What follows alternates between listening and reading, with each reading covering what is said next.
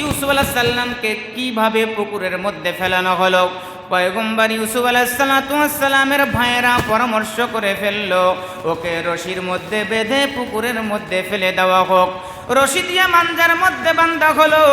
এই রশি দিয়ে মাজার মধ্যে বেঁধে পুকুরের মধ্যে আস্তে আস্তে করে ছেড়ে দেয়।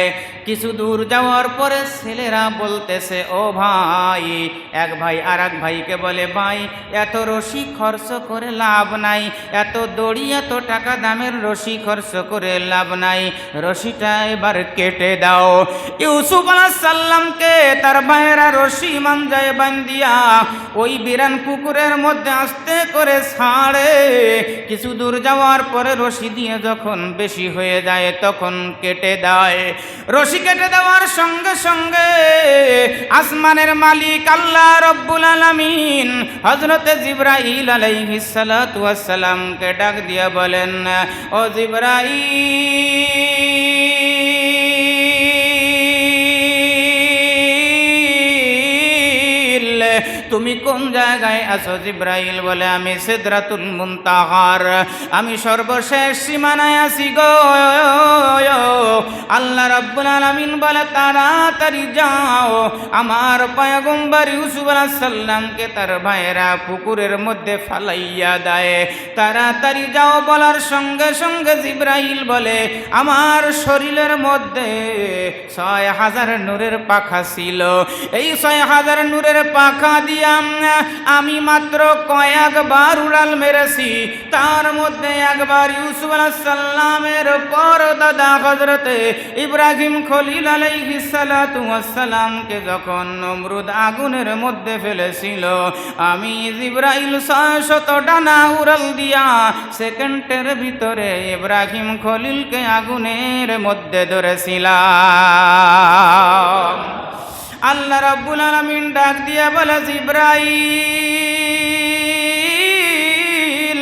আমার বন্ধু ইউসুফকে তাড়াতাড়ি লম।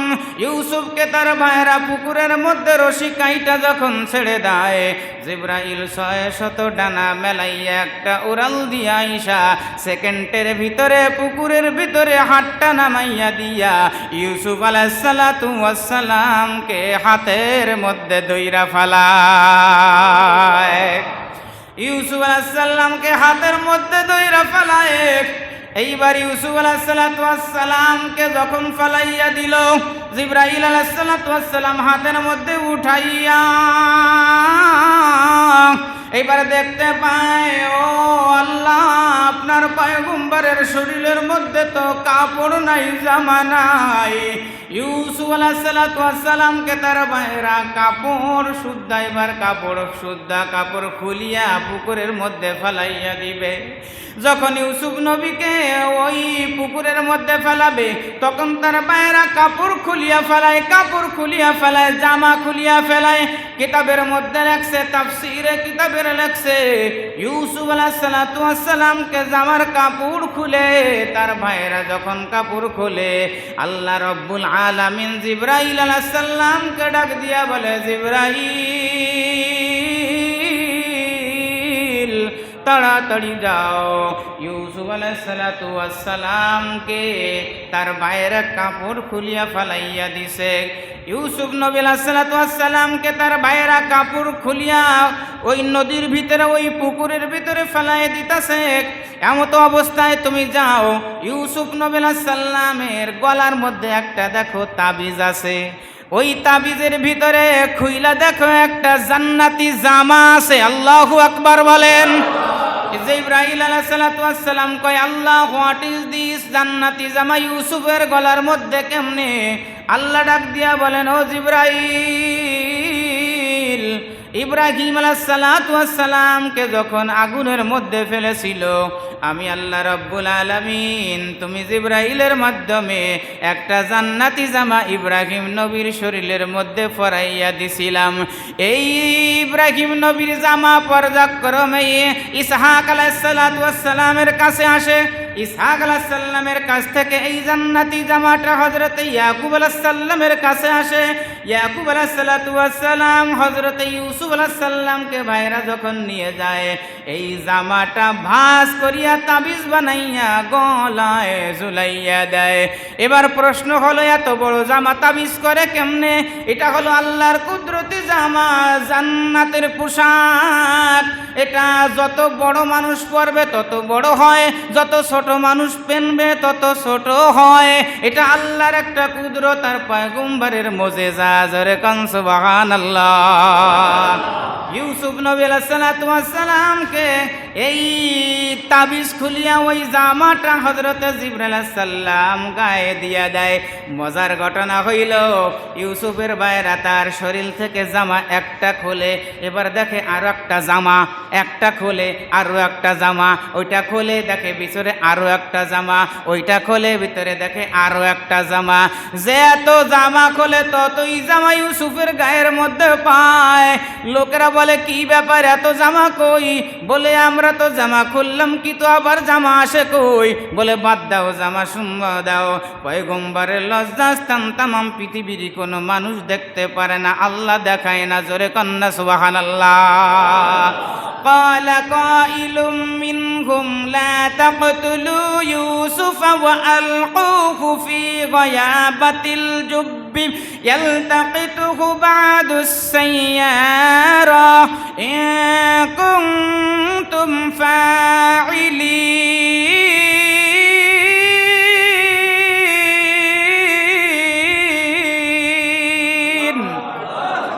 বাইরে কয়, ইউসুফ রে কূপের মধ্যে ফেলাইয়া তারপরে মারা হোক। এবার বলুন তো, মারার মালিক, বাঁচানোর মালিক একজন, তিনি কে? শত পৃথিবীর সব মানুষ মিলেও যদি চেষ্টা করে অমুককে মারবো, আমাকে মারবো, আর আল্লাহ যদি বলে আমি বাঁচাইব, পৃথিবীর কোনো মানুষের পক্ষে সম্ভব নয় আমাকে মারা। জোরে কোন ঠিক কিনা? ইউসুফ আলাইহিস সালামকে পুকুরের মধ্যে এমনে ফেলাইয়া দিল। এবার ইউসুফ নবী আলাইহিস সালামকে 2 নম্বর পয়েন্ট, ওই পুকুরের মধ্যে থেকে আল্লাহ উঠাইলেন কিভাবে? আল্লাহ সুবহানাহু ওয়া তাআলা বলেন পবিত্র কোরআনে হাকিমের মধ্যে এই ঘটনাটা বলেন। আল্লাহ রাব্বুল আলামিন বলেন, ওয়াজাআত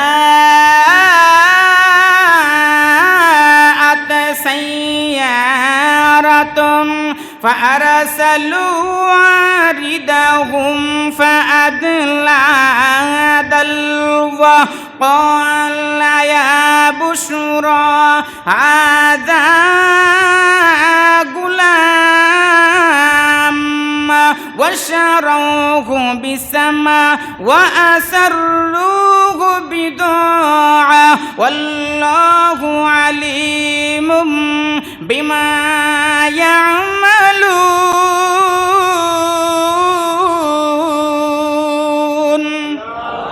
ইউসুফ নবী সাল্লাল্লাহু আলাইহি সাল্লামকে পুকুরের মধ্যে থেকে কেমনে আল্লাহ তাআলা উঠাই দিলেন? একদল বণিক পাঠিয়ে দিলেন, তিজারতওয়ালা ব্যবসাওয়ালাদেরকে পাঠাইয়া দিলেন। ব্যবসায়ীরা ওখান থেকে যায়, যাওয়ার সময় লোকেরা বলে, ব্যবসায়ী ভাইয়েরা বলে, তাড়াতাড়ি যাও, পানির প্রয়োজন, কোথার থেকে পানি নিয়ে আসো। এক লোক যায় বালতি নিয়ে পানি আনার জন্য, বালতিতে রশি বান্ধা, ওই রশি বান্ধা ওই বালতিটা ওই বিরান পুকুরের মধ্যে পানি তোলার জন্য ফেলে দিল। পানি তোলার জন্য ফেলে দিলে আমার আল্লাহ ডাক দিয়া বলেন জিবরাইলকে, ওই যে আগের মতো একটা ডাক দিলেন, জিবরাইল তুমি কোথায় আছো? কয় লাব্বাইক ইয়া আল্লাহ, আমি আছি। কয় তাড়াতাড়ি যাও, আমার ইউসুফ কুয়ার মধ্যে বসে আছে, আমার ইউসুফকে এখন উঠানোর সময় হয়ে গেছে। এক ব্যবসায়ীরা, তিজারতওয়ালারা বালতি ফেলানোর জন্য দোকানে গিয়ে তাড়াতাড়ি দেখো বালতি ফেলাইছে, ওই বালতির মধ্যে আমার নবী ইউসুফ আলাইহিস সালাতু ওয়াস সালামকে বসাইয়া দাও। জিবরাইল আলাইহিস সালাম ওখানে যাইয়া হযরত ইউসুফ আলাইহিস সালামকে ওই বালতির মধ্যে বসাইয়া দিয়া, বালতি এরকমের একটা হ্যান্ডেল থাকে, ওই হ্যান্ডেলের মধ্যে, হ্যান্ডেলের ভিতরে হাত দিয়া ইউসুফ আলাইহিস সালামকে হাতটা লাগাইয়া দিয়া কয়, হুজুর এইটা একটু বসেন আর এইখানে হাত দিয়ে ধরে রাখেন, মনে করেন এটা মোটর সাইকেল। আল্লাহু আকবার। ইউসুফ আলাইহিস সালামকে ওই বালতির আংটা দাঁড়াইয়া দিছে, কয় সুন্দর করে শক্ত করে ধরে রাখেন, মনে করেন এটা মোটর সাইকেল। দেখেন না ছোট ফুলাপানে মোটরসাইকেল চালায়, ইউসুফ আলাইহিস সালামকে বসাইয়া দিয়ে মোটরসাইকেলের মতো ওই বালতির আংটা ধরাইয়া দিয়ে বসাইয়া দিয়া আল্লাহ তাকায়া দেখে, জিবরাইল তাকায়া দেখে, ওই বণিক দল বালতি টান দিয়ে উঠাইয়া যখন কাছে কাছে উঠাইয়া দেখলো বালতির মধ্যে এক ফোঁটা পানি নাই, ওই বালতির মধ্যে আছে সুন্দর একটা ফুটফুটে বাচ্চা। জোরে কান সুবহানাল্লাহ। এবার ওই লোকটা ডাক দিয়া কলে, আমার ভাইরা রে, আসো আসো তাড়াতাড়ি আসো, এইখানে দেখো বালতির মধ্যে পানি উঠানোর জন্য আমি বালতি লাগাইলাম, কিন্তু বালতির মধ্যে পানি নাই, আছে একটা সুন্দর একটা বাচ্চা। এক বালতি পানির দাম হলো 1 টাকা, আর একটা বাচ্চা পেয়েছি যাকে বাজারে বিক্রি করলে পাবো লক্ষ লক্ষ টাকা। লোকেরা আইসা দেখতে পেল একটা সুন্দর গোলাম, উঠানোর সঙ্গে সঙ্গে ইউসুফের একটা ভাই গাছের আপটালে গাছের আড়ালে লুকিয়েছিল দেখার জন্য। কেউ কেউ উঠাই নিয়ে এদিকে গেল না ওই দিকে গেল, সঙ্গে সঙ্গে দৌড়ে এসে কয়, দাঁড়াও, এই বাচ্চাটা আমার ভাই, একে আমরা এখানে রেখেছিলাম, তোমরা নিতে পারবে না, যদি নাও তাহলে পয়সা দিতে হবে। সকলে বলে, পয়সা কি দিতে হবে বলো? বলে, পয়সা তো আমাদের কাছে নাই, পয়সা তো আমাদের কাছে নাই। বলে, না থাকলে তো হবে না, পয়সা দিতে হবে। কি পয়সা দেব? কিতাবের মধ্যে লেখে, আল্লাহ পাক রব্বুল আলামিন এই কথাটা কোট করলেন কিতাবের মধ্যে, ওয়াশারাউহু বিসামানিম বাখসিন দারাহিমা মা'দুদা ওয়া কানু ফীহি মিনাজ জাহিদিন।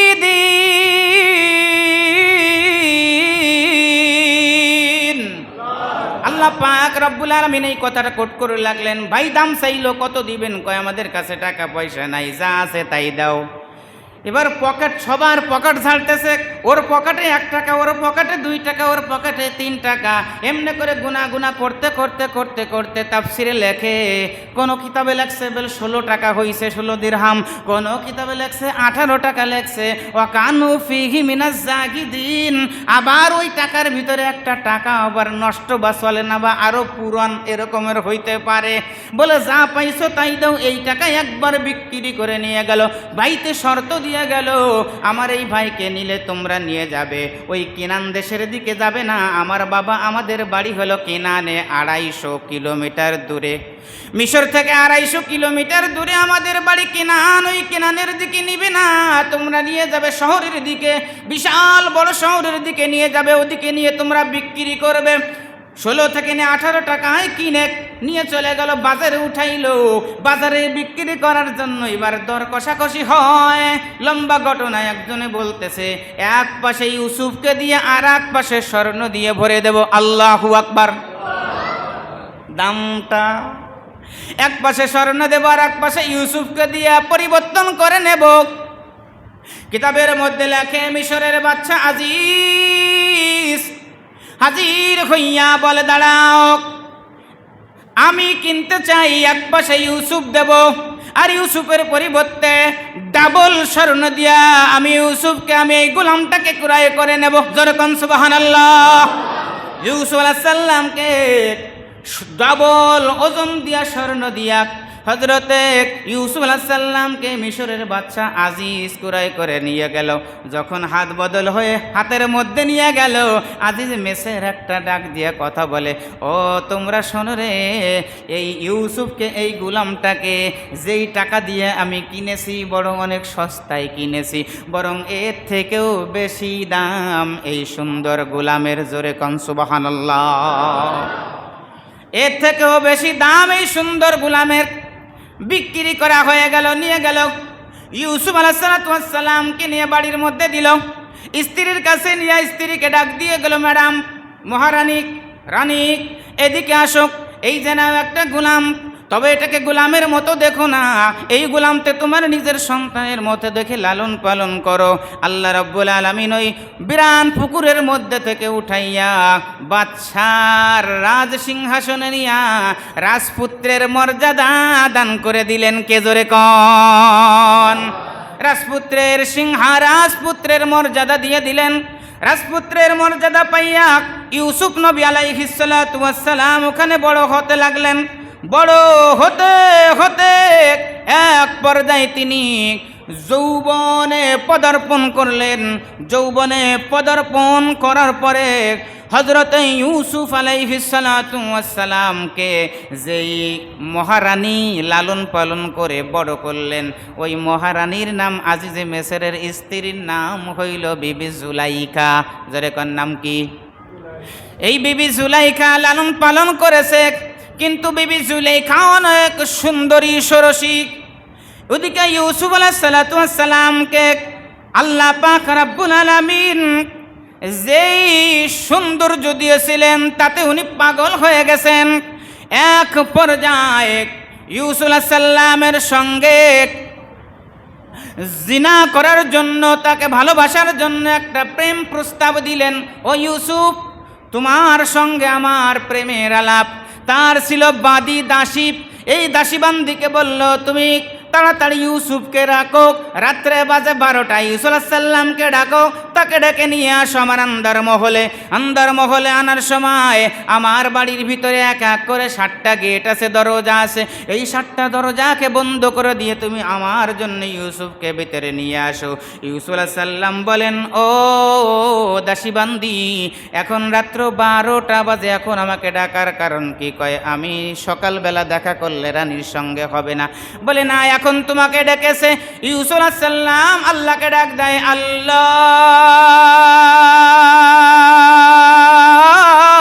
রাত্র বাজে 12টা, আমার রানী আমাকে ডাকে, আমার ঈমান তুমি হেফাজত করিও। জোরে কান আল্লাহু আকবার। ও আল্লাহ, তুমি আমার ঈমান হেফাজত করো। রাত্র 12টা বাজে, এক মহিলা ঘরের ভিতরে, আর কোনো মানুষ নাই, আর আছে একজন পুরুষ, আর কেউ নাই। ও আল্লাহ, তুমি আমাকে হেফাজত করিও। ওই দাসীবান্দি ঘরের ভিতরে এক একটা দরজার ভিতরে ঢোকে, আর একটা দরজা একটা একটা করে তালাবদ্ধ করে।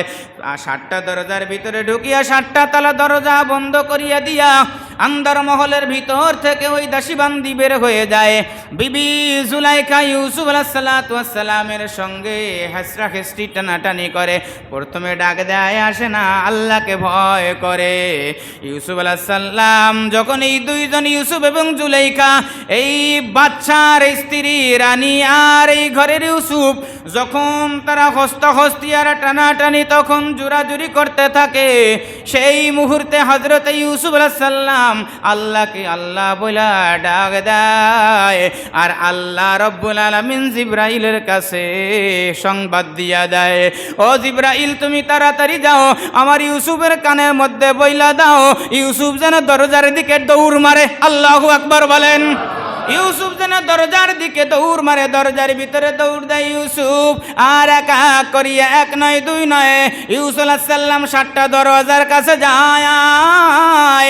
আল্লাহ রব্বুল আলামিন কুদরতি ভাবে ওই 7টা দরজা পটপট করে খুলে দেয়। 7টা দরজা খুলিয়া দেয়। মেইন গেটের কাছে ইউসুফ আলাইহিস সালাতু ওয়াস সালাম যাইয়া পড়ে, আর পিছন থেকে ওই জুলাইখা মহারানী ইউসুফ আলাইহিস সালামের পিছন থেকে জামা জুব্বা টান দিয়া ধরে। জুব্বা পিছন দিক দিয়া টান মারিয়া সিরা ফেলায়। হঠাৎ করে বাচ্চা হাজির। বাচ্চা হাজির হওয়ার সঙ্গে সঙ্গে জুলাইখা মায়া মানুষ, মেয়েরা হঠাৎ করিয়া কানবে। দেখেন, আপনার স্ত্রী অপরাধ করেছে, গুনাহ করেছে, অপরাধ করেছে, গুনাহ করেছে, পরকিয়া করেছে। ধরা পড়ার সঙ্গে সঙ্গে আপনার সামনে যখন পড়বে, এমন মায়া কান্না কানবে, মায়া কান্না কান দিয়া আপনাকে ভুলাইয়া দিবে। বলবে, প্রাণের প্রিয়তম গো, আমি এমনটা করতে পারি না, তুমি কি বিশ্বাস যাও না? কয়, হ, যাই না, তাই কি? আপনাকে মায়া কান্না করিয়া ভুলাইয়া দিবে। বিবি জুলাইখাও মায়া কান্না করতে ভোলে নাই। ইউসুফ আলাইহিস সালামের ব্যাপারে নালিশ দিলেন, ও আজিজে মিসর, আমার কোনো দোষ না, আমার কোনো অপরাধ না। আপনার বাড়িতে থাইকা, আপনার বাড়িতে খাইয়া বড় হইয়া আপনার বিবির দিকে কুনজর দিয়েছে, এখন বিচার কি করবেন করেন। এবার আপনারা বলুন, পয়গম্বর, আল্লাহর পয়গম্বররা কখনোই গুনাহ করতে পারে? আল্লাহর পয়গম্বরদেরকে আল্লাহ গুনার থেকে নিষ্পাপ রাখেন, বাঁচাইয়া রাখেন। আজিজে মেসর বলে দাঁড়াও, বিচার হবে। আন্দার মহলে নিয়ে গেল, কেউ যেন জানাজানি না হয়। হাজার হাজার মানুষ ভিতরে ডাক দেয়া কয়, বিবি সত্য করে বলো কি হয়েছে? বলে আমার কোনো দোষ নাই ইউসুফ, এই আমার বাড়িতে থাইকা আমার বাড়ি লালন পালন হইয়া ছেলের মর্যাদা দিয়েছিলাম, রাজপুত্রের মর্যাদা দিয়েছিলাম, এখন বড় হয়ে আপনার স্ত্রীর দিকে কুনজর দিয়েছে। বিশ্বাস না হয় আমার এই দাসী বান্দির কাছে জিজ্ঞাসা করেন।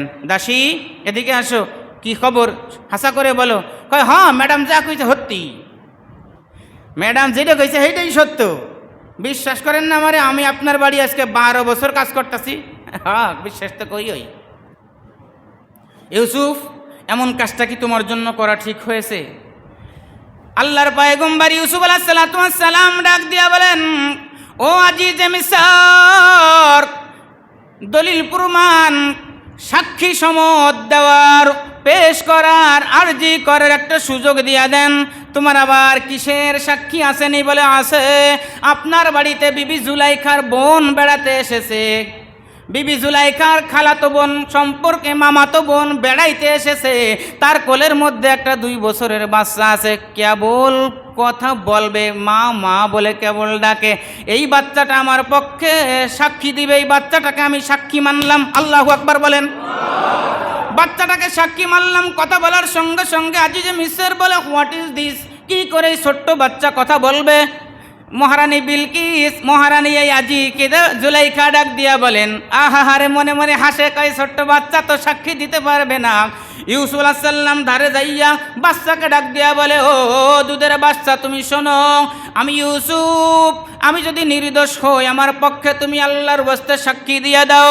এবার এই বাচ্চাটা কান্না শুরু করে দেয়। কান্না করতে করতে করতে করতে করতে করতে এক পর্যায়ে ইউসুফ আলাইহিস সালামের জবান আল্লাহ রব্বুল আলামিন খুলে দেয়। জোরে খান সুবহানাল্লাহ। জবান খুলে দেওয়ার সঙ্গে সঙ্গে এই ছোট্ট বাচ্চা ডাক দিয়া বলে, আল্লাহ পাক রব্বুল আলামিন পবিত্র কোরআনে কারিমের ভিতরে এই ছোট্ট বাচ্চার সাক্ষীটা তুলে দিয়েছেন। ছোট্ট বাচ্চা সাক্ষী দিয়েছে, ইন কানা কামিসুহু কুদ্দা মিন দুবুর। আর আয়াতে বলেছেন, ইন কানা কামিসুহু কুদ্দা মিন কুবুর। ছোট্ট বাচ্চা সাক্ষী দেয়। ইউসুফ আলাইহিস সালামের জামাটা চেক করো, জুব্বাটা, পাঞ্জাবিটা চেক করে দেখো, যদি পিছন দিক থেকে জুব্বা ছেঁড়া থাকে তাহলে ইউসুফ আলাইহিস সালাম নির্দোষ, জুলাইখা দোষী, কারণ পিছন থেকে জামা টান দিছে। আর যদি সামনের দিক থেকে জুব্বা দাঁড়া ছেঁড়া থাকে তাহলে ইউসুফ আলাইহিস সালাম দোষী, ইউসুফ ধরতে গেছে আর জুলাইখা ছাট্টান ছুটাইদের জন্য চেষ্টা করতে ছুড়ে গিয়েছে। এবার ইউসুফ আলাইহিস সালামের শরীরটা ধইরা আজিজে মেসর এবং পিছনের দিকে ফিরলেন। পিছনের দিকে ফিরাইয়া দেখে পিছনে জামা ছিঁড়া।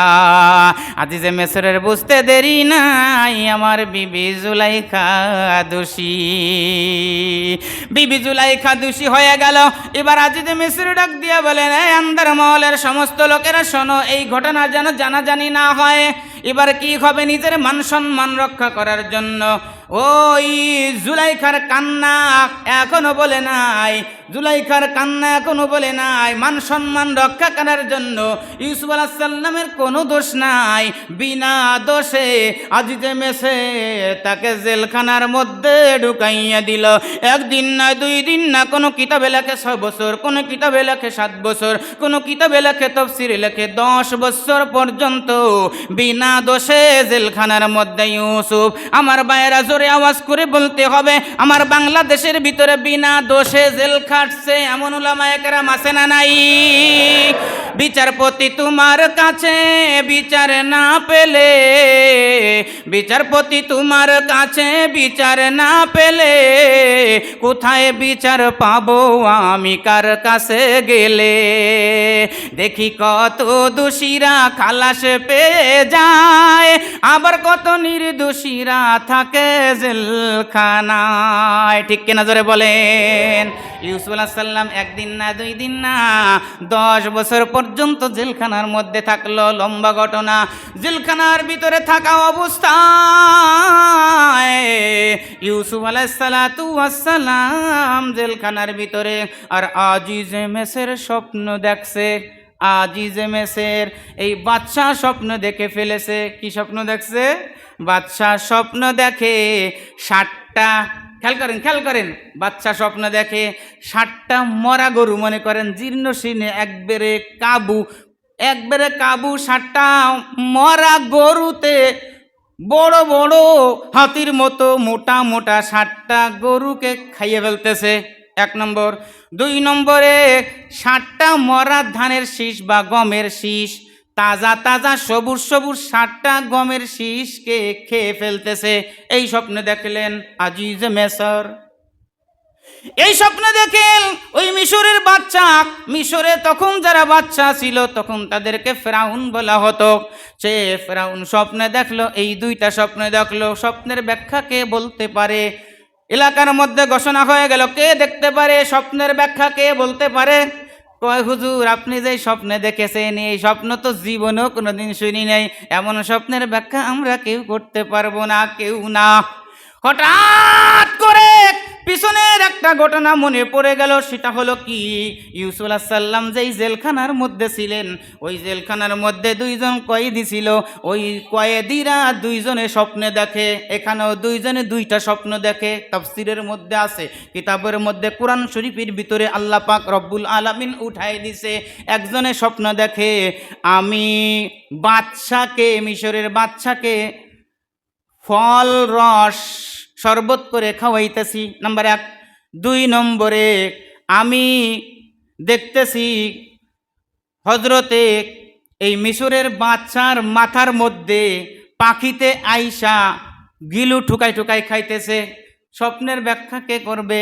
ইউসুফ আলাইহিস সালাম জেলখানার মধ্যে, উনি স্বপ্নের ব্যাখ্যা করে দিচ্ছেন। ওই 2 জনকে বলো, শোনো, তোমাদের 2 জনের একজনের ফাঁসি হবে জেলখানার থেকে বের হওয়ার পর, আর একজন যে শরবত খাওয়াইছো সে চাকরি বহাল হইবে, সংসদে যাইবা, তুমি আবার তাকে শরবত পান করাইবা। ঠিকই ওই 2 জন যা বললেন ইউসুফ আলাইহিস সালাম তাই হয়ে গেল। সুবহানাল্লাহ। কিন্তু একটা ঘটনা, ইউসুফ আলাইহিস সালাম ওই 2 জনকে বলে দিলেন যে তোমরা শোনো, বাচ্চার কাছে যাইয়া বলিও স্বপ্নের ব্যাখ্যা করনেওয়ালা একটা লোক বিনা দোষে 10 বছর পর্যন্ত জেলখানায় আছে। এই কথাটা মিশরের বাচ্চার কাছে সংবাদ দিও। 10টা বছর আমার জেলে কেটে গেল, কোনো দোষ নাই, কিন্তু ওনরা বাইরে যাওয়ার পরে সব কিছু ভুলিয়া, বউ সালমে পালিয়ে আর ওই কষ্টের কথা পিছনের কিছু মনে থাকে, সব গেছে ভুলিয়ে, সব কিছু ভুলে গেছে। ভুলে যাওয়ার পরে এইবার ফেরাউন মিশরের বাচ্চা স্বপ্নে দেখে যে এই গরু খাইছে আর এই ধানের শীষ খাইছে, বাইলের শীষ খাইছে, মরা গরুতে আর মরা শীষে। এই ব্যাখ্যা কি করবে? এবার যিনি শরবত পান করে ওনার মাথায় টনক পড়ছে, হায় হায় বাচ্চা, আমার কাছে একজন লোক আছে স্বপ্নের ব্যাখ্যা করনে বলা, আজ 10 বছর পর্যন্ত বিনা দোষে জেলখানায় খাটতেছে, একটা মৌলবি আছে, নাম তার ইউসুফ। আল্লাহু আকবার বলেন।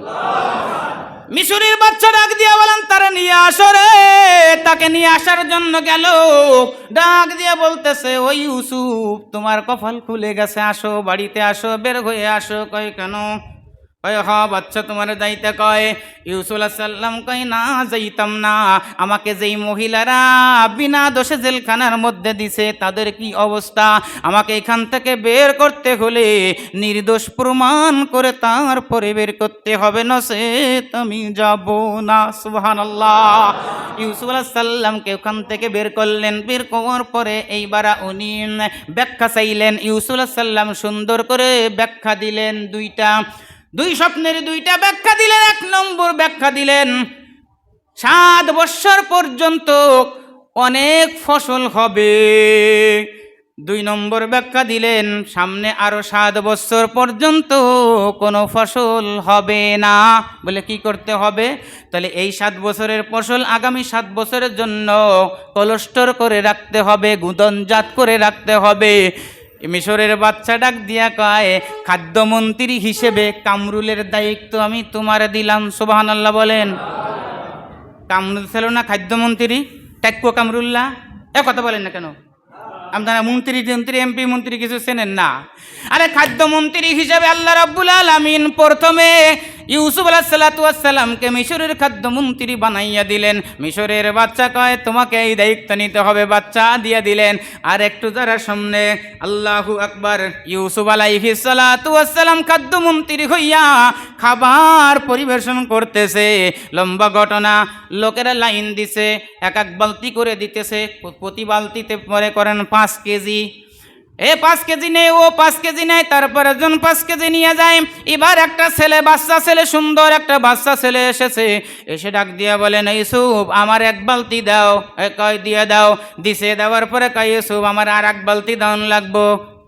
ও বাবা, এদের সন্ত্রাসের মতো কথা। কয় হয় দাওয়ান লাগবো। কয় দিয়ে দাও পাগলারে। নেওয়ার পরে কয় আমার আর 1 বালতি দেওয়া লাগবো। ও মা, এদি চেয়ারম্যানের বলা নাকি? কয়ে দেওয়া লাগবো। আর 1 বালতি দিয়ে দিছে। এক এক করে 3 বালতি দেওয়া হয়ে গেছে। 3 পাঁচা 15 কেজি হয়ে গেল। লোকটা কয়, বাচ্চা ছেলেটা কয় ইউসুফ আমার আর 1 বালতি দাওন লাগবো। কয় কি বলছো তুমি? এক এক করে একজনে পায় 5 কেজি, তুমি নিলা 20 কেজি, এখন আবার চাও? এবার এই ছোট্ট ছেলেটা একটা কথা বলে, ইউসুফ আলাইহিসসালামের কানে কানে ডাক দিয়া কয় ইউসুফ তুমি কি জানো আমি কে? আমার পরিচয়টা যদি জানতা তাইলে আমার বস্তা বইরে দেওয়ান লাগবো। পুরো সন্ত্রাসের মতো কথা না? আমার তুমি চেনো আমি কেটা? ইউসুফ আলাইহিসসালামের কানে কানে ডাক দিয়া কয় ইউসুফ আজ থেকে 10-12 বছর আগে, 20 বছর আগে তুমি মিশরের বাচ্চার ঘরের মধ্যে ছিলা, আর বিবি জুলাইখা নামের মহিলা রানী তোমাকে দোষী সাব্যস্ত করেছিল। আর ওই সময় আমি তোমার ঘরের ভিতরে, তোমার সামনে বাচ্চার বাড়িতে আমার মায়ের কোলে বসিয়া আমি তোমাকে সত্যবাদীর সাক্ষ্য দিয়েছিলাম। সত্যবাদীর সাক্ষ্য দিয়ে আমি তোমাকে সেখান থেকে ছাড়িয়ে দিয়েছিলাম। আমি হইলাম সেই ইউসুফ, আমি হলাম সেই লোকটা, সেই ছেলেটা। ইউসুফ আলাইহিসসালাম কয় দিয়ে দাও, দিয়ে দাও, ও আমার জীবনদাতা। সুবহানাল্লাহ। আল্লাহ পাক রব্বুল আলামিন এই সূরা ইউসুফ আলাইহিসসালামের ভিতরে, সূরা ইউসুফের ভিতরে এই ঘটনা, এই কাহিনী, এই উপন্যাসটা দিয়েছেন। এটা যদি তাম পৃথিবীর মুসলমানেরা, যুবকেরা এটা পড়ে অর্থ সহকারে, এর থেকে অনেক জ্ঞান, অনেক শিক্ষা নিতে পারবে। কিভাবে গুনাহের কাছ থেকে ফিরল, কিভাবে আল্লাহ পাক রব্বুল আলামিনের সাহায্য পেল। আল্লাহ সুবহানাহু ওয়া তাআলা আমাদেরকে এই কোরআনের ভিতর থেকে, এই তাফসীর থেকে শিক্ষণীয়গুলো শিক্ষা নেওয়ার এবং বর্জনীয়গুলো বর্জন করার তৌফিক দান করুন। চিল্লে বলেন আমিন। আর জোরে বলেন আমিন। আখির দাওয়ানা আলহামদুলিল্লাহি রাব্বিল আলামিন। আসসালামু